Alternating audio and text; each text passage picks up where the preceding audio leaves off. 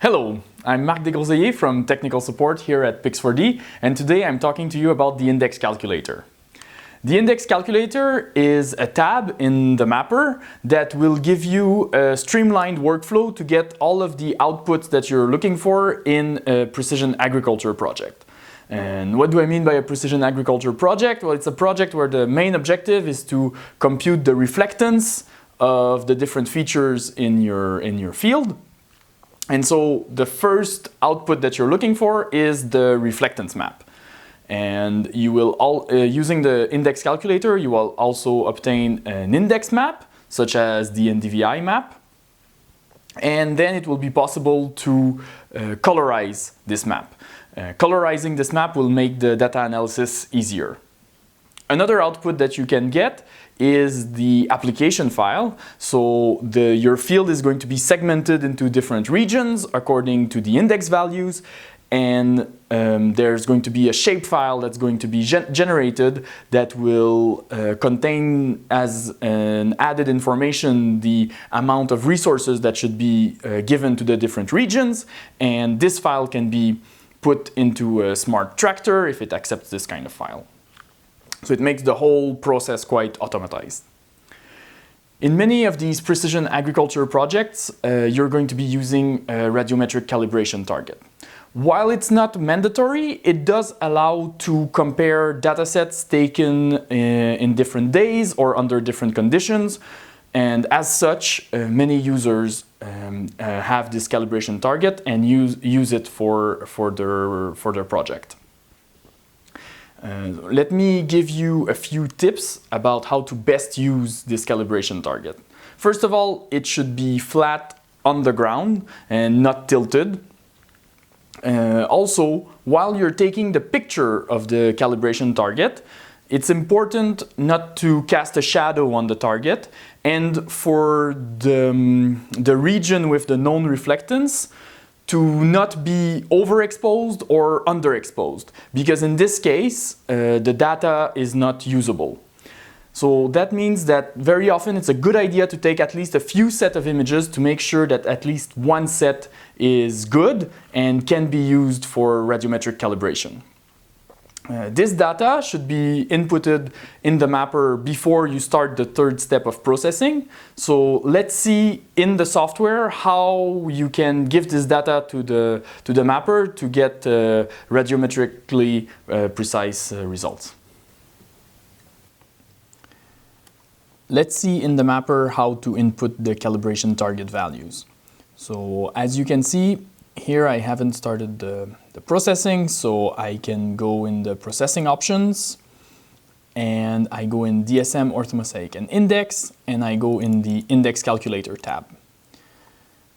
You can see here that the different sensors have not been calibrated. This is a Sequoia project, so I'm going to click on calibrate, and I'm going to find the appropriate image. So you see here, this is the green sensor. So I browse to where my images are, and I'm going to select the green image.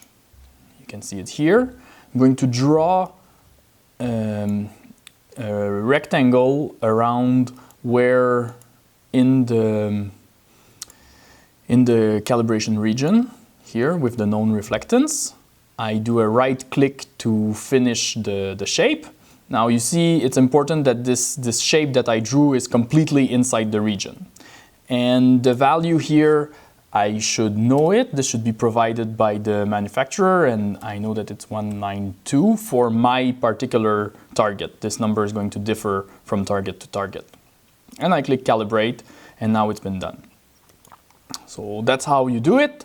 I would repeat the same procedure for all the different sensors, and that's how you input the radiometric calibration target information in the mapper.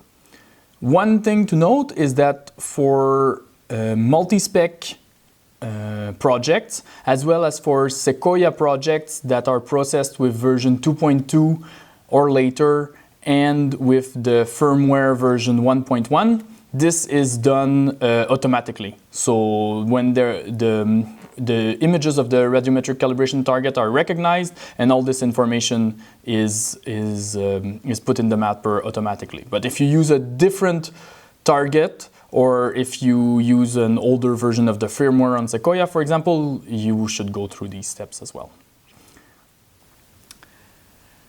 We can see now on the screen the index calculator window. And what's really nice about this is that the workflow is quite linear. You go from one step to the next, and this is how you're going to obtain your input. So the first step is the generation of the reflectance map. Now this reflectance map is really the core ingredient in the precision agriculture processing workflow.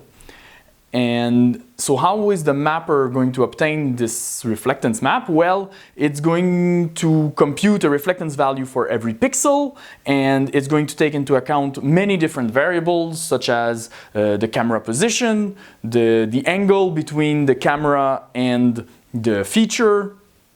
If the information has been provided in the EXIF file, it's going to correct for dark current, vignetting, and other effects. So really there are a lot of variables that are accounted for.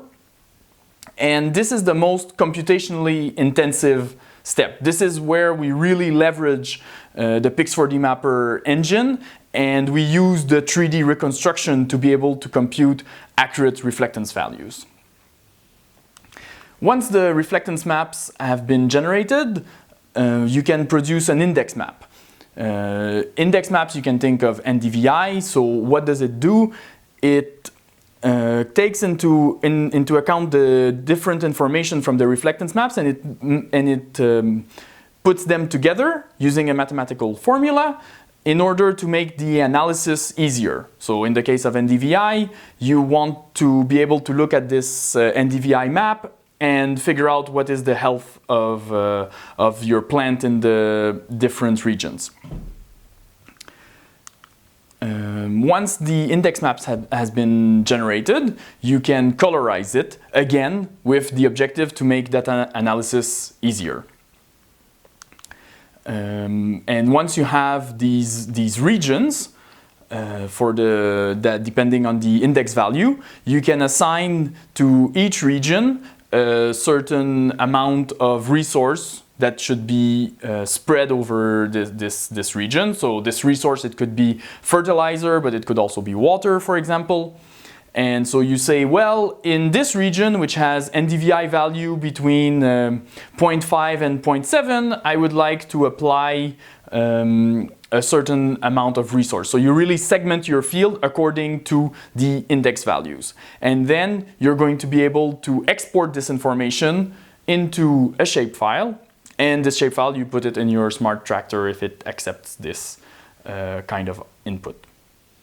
It's also possible to export the colored index map if you need to share it. So it's going to be exported as a JPEG file, a TIFF file, and a KML file for Google Maps. That's all I wanted to say about the index calculator today. I hope that what I've said is going to allow you to get the most out of Pix4Dmapper, and I'll see you in the next video.